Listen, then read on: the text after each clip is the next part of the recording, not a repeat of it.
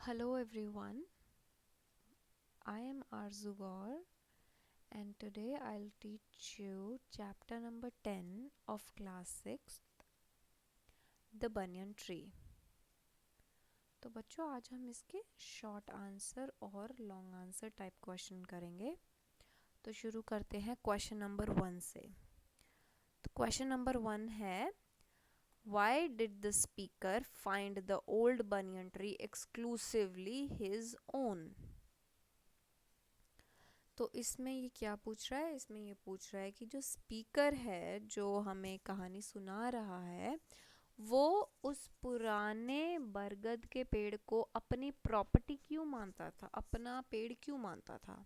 तो आंसर है the old banyan tree became the narrator's own property because his grandfather was too old to climb it. तो वो बोल रहा है कि उस बनियन ट्री को अपनी प्रॉपर्टी मानने लग गया था क्योंकि उसके जो दादा हैं वो इतने बूढ़े हो चुके थे कि वो उस पेड़ पर नहीं चढ़ सकते थे, जिसकी वजह से वो उसको पकड़ नहीं सकते थे और उसे ऐसा लगता था कि वो सिर्फ उसकी प्रॉपर्टी बन चुकी है। Question number 2, what did the speaker do while hiding himself in the banyan tree branches? तो अब जैसा कि हमें पता है कि जो स्पीकर है वो उस पेड़ को अपनी प्रॉपर्टी मानता था और उसी के ऊपर बैठता था।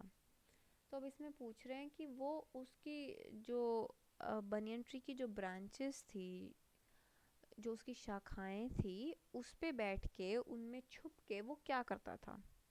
तो आंसर देखिए, the author used to read story books and watch the world below. तो वो क्या करता था, वो उसकी शाखाओं पर बैठ के या तो कहानियाँ पढ़ता था या फिर उस पे बैठ के जो जो नीचे जो सारी दुनिया है उसको देखता था कि कौन क्या कर रहा है और उसके आसपास क्या हो रहा है। Third question, when did the banyan tree become a noisy place? तो उसने पूछा कि जो बनियन ट्री है वो कब एक मतलब बहुत ही शोरगुल वाली जगह बन गई। तो इसका आंसर देखो, the banyan tree became the noisiest place in the garden during the fig season. तो बच्चों इसमें बोल रहा है कि बनियन ट्री जो है वो सबसे नॉइजेस्ट, सबसे शोरदार जगह तब बनी जब फिग सीजन आया। फिग बच्चों फिग होता है अंजीर, जो कि एक फल का नाम है। तो वो सीजन में निकलता है, अंजीर का जो फल है वो एक सीजन में आता है और जब वो फल आया तो जो बनियन ट्री के आसपास का जो इलाका है वो बहुत ही शोर भरा हो गया। Question number 4, where did the author usually spend his afternoons? जो ऑथर हैं वो अपनी जो उनकी दिनचर्या है वो कहाँ बिताते थे। तो इसका आंसर क्या है? इसका आंसर है कि जो ऑथर है, the author usually spent his afternoons on the platform he had built half way up the tree. अब हम सभी ने देखा है कि जो गांव में चौपाल होती है वहाँ पे हमेशा एक बरगद का पेड़ होता है, जहाँ पे उस पेड़ के चारों तरफ हम एक गोलाई में बैठने की जगह बना लेते हैं सीमेंट की। तो वो वही ऑथर उसी की बात कर रहा है कि ऑथर ने जो अपनी जो दिन है पूरा वो उस प्लेटफॉर्म पे जो हम एक बनियन ट्री के इर्द गिर्द बना देते हैं, वो उस प्लेटफॉर्म पे बैठ के अपनी दिनचर्या काटता था। Question number 5. What exciting scenes did the author enjoy from his platform in the banyan tree? The author enjoyed the fight between a mongoose and a cobra, a battle of two champions. तो इसमें क्या question पूछा है कि जो author है जब वो उस प्लेटफॉर्म पे बैठा होता था तो वो क्या, उसको ऐसा क्या एक्साइटेड दिखा कि वो उस पे बैठ के देखता था।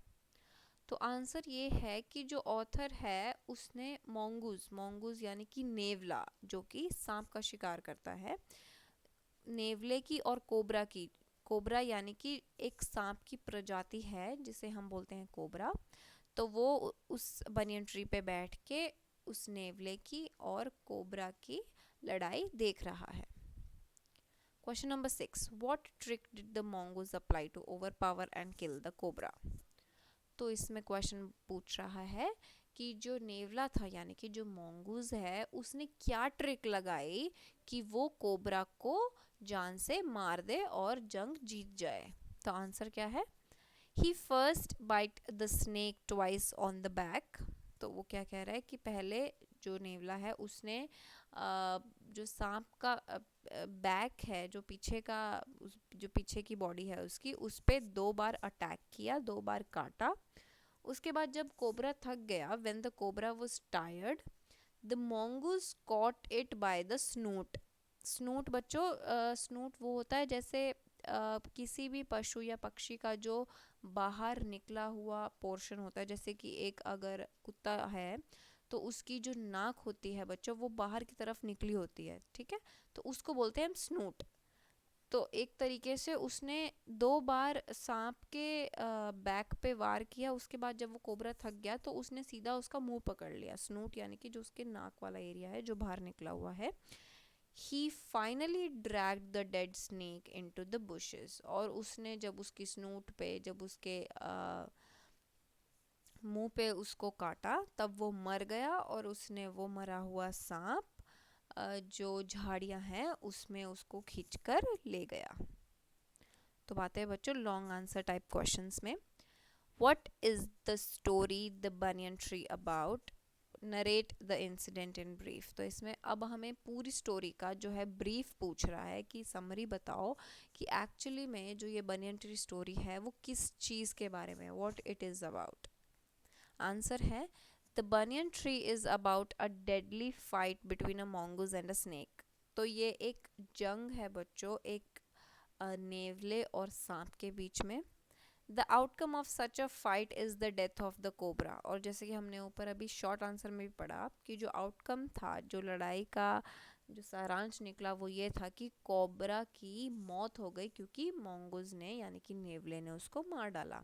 The mongoose is faster in movement than his opponent. Opponent कौन था? ओपोनेंट यानी कि जो सामने वाला है। जैसे दो लोगों में भिड़त हो रही है या लड़ाई हो रही है तो ओपोनेंट, अगर मैं अगर उस लड़ाई में शामिल हूँ तो जो मेरे सामने उस लड़ाई में शामिल है उसको मैं ओपोनेंट बोलूँगी, ठीक है। तो जो मोंगूस था, जो नेवला था, वो बहुत ही तेज़ था। हम कंपेयर करें तो उस कोबरा से, उसकी वो बहुत तेज़ था। The writer witnessed such a fight sitting on a branch of a banyan tree. Writer ने, जो स्पीकर है, उसने ये पूरी लड़ाई उस बरगद के पेड़ की शाखा पर बैठकर देखी। ही इंजॉयड द फाइट। और उसने बहुत मज़े लिए उस लड़ाई के। Both the mongoose and the cobra were experienced fighters. दोनों ही, कोबरा भी और जो नेवला था, वो दोनों के दोनों ही बहुत ही माने हुए खिलाड़ी थे। They caught strike with speed. A myna and a crow also arrived to feed on the dead crew। तो इसमें ये क्या बोल रहे हैं, एक जहाँ मैना क्या होता है बच्चों, एक पक्षी का नाम है। जैसे आप सभी ने सुना भी होगा, हम बोलते हैं तोता मैना, बोलते हैं ना। तो मैना वही है। ये एक ब्राउन कलर की बर्ड होती है जिसकी बीक यानी कि जिसकी जो चोंच होती है वो पीले रंग की होती है। हम स्पैरो की तरह होती है वो एक। तो एक मैना और क्रो है, वो भी जब नेवले ने सांप को मार दिया तो वो भी उसका शिकार करने आए, उसको खाने के लिए आए। The crow had hard luck, he was bitten and he fell dead. तो क्रो ने जब ट्राई किया उस कोबरा को खाने का तो वो उसको पकड़ लिया गया, मतलब नेवले ने उसको पकड़ लिया और उसको मार दिया गया। The cobra got tired in the fight and the mongoose dragged it into the bushes। तो जो कोबरा है वो भी लड़ाई करते करते थक चुका था और mongoose ने उसको मार डाला और उसको झाड़ियों में ले गया। क्वेश्चन नंबर 2 देखो। Bring out the relevance significance of the banyan tree in the title of Ruskin Bond's story। अब ये क्या पूछ रहा है कि जो बनियन ट्री, जो हम बार बार बोल रहे हैं कि जो बरगद का पेड़ है, ये पूछ रहा है इसकी सिग्निफिकेंस क्या है, इसका जो इम्पोर्टेंस, इसकी महत्वता क्या है, इसका क्या महत्व था इस पूरी कहानी में, वो पूछ रहा है। तो आंसर है the banyan tree served as a platform for the writer to sit and watch the thrilling fight between a cobra and a wild mongoose। तो इसमें वो क्या बोल रहा है कि जो बनियन ट्री था, जो बरगद का पेड़ था, वो एक जरिया था राइटर के लिए, स्पीकर के लिए, कि वो एक नेवले और एक कोबरा की लड़ाई को देख सके, जंग को देख सके उसके ऊपर बैठकर। ठीक है। The tree was almost the speakers property because his grandfather could not climb it. वो स्पीकर की प्रॉपर्टी बन चुका था वो पेड़, क्योंकि जो उसके जो दादा थे वो अब उस पेड़ पर नहीं चढ़ सकते थे, जिसका मतलब ये है कि वो सिर्फ अकेला था वहाँ पर जो उस पेड़ पर चढ़कर बैठ सकता था और उसे कोई भी परेशान करने वाला नहीं था। The fight started under the tree in the sunshine. जो ये मोंगूज और कोबरा के बीच में जो लड़ाई शुरू हुई थी, ये जब सूरज निकला हुआ था तब शुरू हुई थी। Two other spectators, a myna and a crow, also arrived to feed on the dead cobra. दो और जिन पक्षियों ने देखा वो था एक क्रो, एक कौवा और एक मैना, जो कि कोबरा को खाने के लिए आए थे। But they sat on a cactus plant not the tree. लेकिन वो एक कैक्टस प्लांट जिसमें कांटे होते हैं बच्चों, ये राजस्थान में पाया जाता है ये पेड़।